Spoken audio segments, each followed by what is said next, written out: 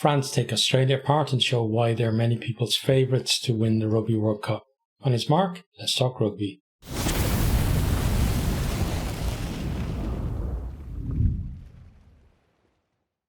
Early on, we got a bit of kicking between the two sides. Dupont gets himself pinged as a lazy runner, and it's a penalty to Australia.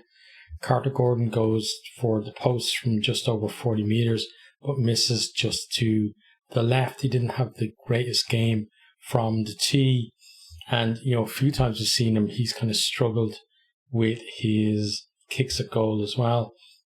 We then have some good carries from Valentini and Nwaka-Nitawase. That gets Australia into the 22. Marchand gets over the ball, looks like he's going to steal it, and then at the same time we have an illegal clear out on Dante, and that leads to a penalty for France. France then, they make a break down the right with Pernod. Tupou takes Villiers out off the ball, and it's a penalty. France decide that they're going to go to the corner. They go off the top of the line out to Dupont, and then Dante comes on the charge, batters his way over through tackles from Gordon and Nwaka-Nitawase. Ramos converts the try. It's 7-0 to France. They're just showing how dangerous they are when they get into those strike areas. Australia, though, they do hit back quickly. They have a 5-metre line out on the right, spread the ball out to the left. As the ball is moving across the field, Jalabert decides to shoot out of the line and completely misses it. It gives Australia then a 2-on-1, and Nwaka-Nitawase has the pace to go over in the corner. Gordon again misses the conversion. It was out on the touchline, but 7-5 to France. France then go close to getting a second. They're moving the ball at pace. Villiers goes to the corner, but then there's a great double tackle from Kellaway and Nwaka-Nitawase. They force him into touch just short of the line. Then there's something strange with 2 dummy throws from Marchand, and that allows Australia to work their way up the field. Vunivalu then, he beats Villiers in the 22. I thought Vunivalu in patches was, good for Australia.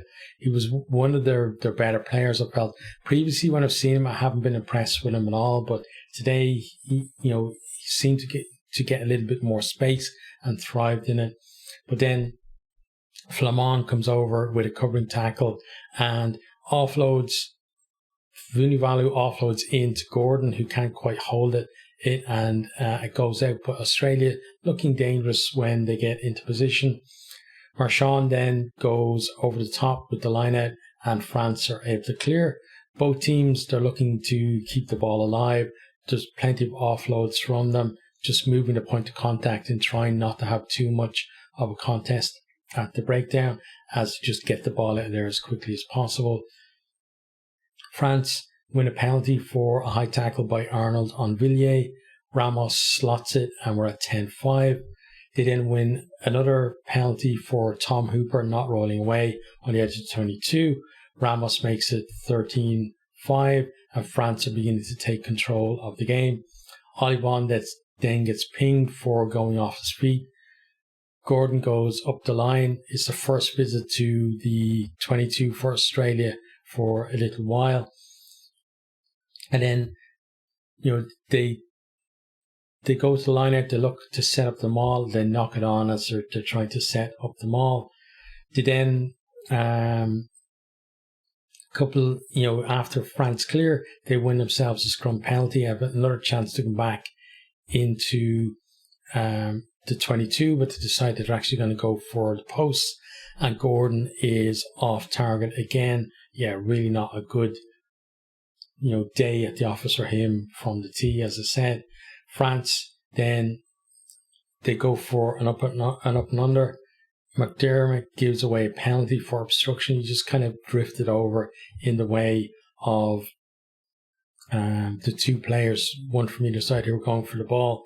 You could see that he had no real interest in competing. He just wanted to be actually in the way and block the jump. So Ramos then extends France's lead to 16-5. Australia then, they put in a very clever grubber inside the 22. They managed, Villiers kind of goes for the ball, but they managed to nick the ball back off him. But then they get held up over the line. We then have a TMO review, and they spot that there was actually a high hit on Villiers on Kellaway just before the ball came loose. France are able to clear for the penalty. Both teams then try to add an extra score before half-time, but aren't able to. Half-time score is 16-5. Australia then into the second half, they have some good period of possession. You know, they're camped inside the French 22 at times, but can't really do anything with it, can't get over to score. France then, they go quick from a penalty through Dupont.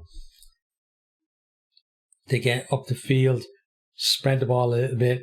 There's real danger there. Vunivalu goes off his feet to try and slow the ball down. He gets himself a yellow card for his troubles.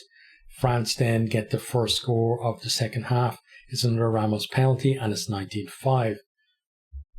Then France just, add on the misery onto Australia by scoring a try. So Aldrit and Dante with some really strong carries. Then Fuku, an elusive run for him, and then Strong at the end to go close to the post.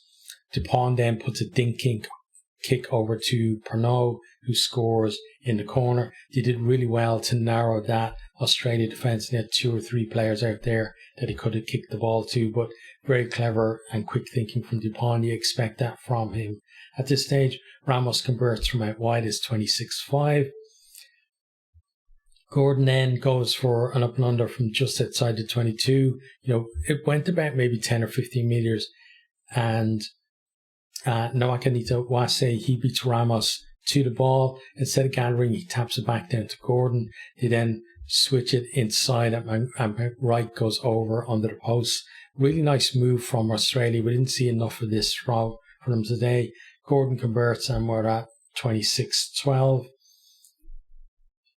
And then, any thoughts though of a Wallaby comeback only lasts a couple of minutes, because Jalabert, he puts a pinpoint cross kick to Villiers, and he goes over in the corner as France were pressing again. Ramos misses the conversion this time. It's 31-12. It's definitely game over at this stage, and both teams from here are trying to add on some more points. Australia trying to get another consolation, but mainly France trying to score more tries. Turning on the style now at this stage as well. Crowd are really, behind it as well. It feels like very kind of festive atmosphere, as, it's their kind of final game before the serious business of the World Cup starts. They come close on a few occasions. Australia, they're managing to keep them out, but you can see the gulf in quality between the two sides. France, they managed to turn the ball over in the tackle, as Australia were trying to make some progress. As very few teams can do. France get it out to the wing almost instantly. Pernod then chips the cover, runs on, regathers, and goes over to score. Jaminet converts this one. We're at 38-12. Australia then, they do get another score before the end. It's another high kick in the 22. Vunivalu just kind of eases Jaminet off, kind of shoulder to shoulder. He collects the ball and goes over to score. Gordon misses another conversion, 38-17. France then, they're not finished scoring. They win a penalty at the death. Clock is in the red. Instead of kicking up the field, they decide they're going to kick to the post, maybe worried about, doing another phase and somebody getting injured. So Jaminet just absolutely wellies it from halfway, or just inside his own half actually, and could have got it from much further. Final score then is 41-12. France just showing that there's no nerves for them on the eve of the World Cup. New Zealand have just shipped a heavy defeat. France looking absolutely amazing here, and they have to go up go into that game with their tails up, and New Zealand are going to have to put the Springboks result aside and play their absolute best that they can to beat this French side. I think if both teams hit their heights, then it's going to be an absolutely amazing opening game. Australia, at times they looked okay, but it's kind of similar to the way England as well against Fiji. At times they looked all right too. They got an early score, but then it seems like any kind of confidence is just paper thin, and it's so easy just to, a little bit of pressure just punches holes in it. And, you kind of worry for them, but then again, you look at that side of the draw, like they got Wales who are struggling in the pool as well. They have Fiji who are in decent form, and at the moment it's actually looking like it's Fiji and one of Wales and Australia going to go through. But I said it about Wales, I say about Australia, about England as well, and even like Japan who are on poor form at the moment too, and Argentina who are very inconsistent, is that you just need maybe one decent game in the pool against one of your big rivals, one of the other two big rivals, and that could be enough to get you into quarterfinal. And then from there, if you build into the rest of the pool and the rest of the tournament, that quarterfinal, then you got a shot at a semi-final. So it doesn't take that much on that side of the draw to actually turn things around.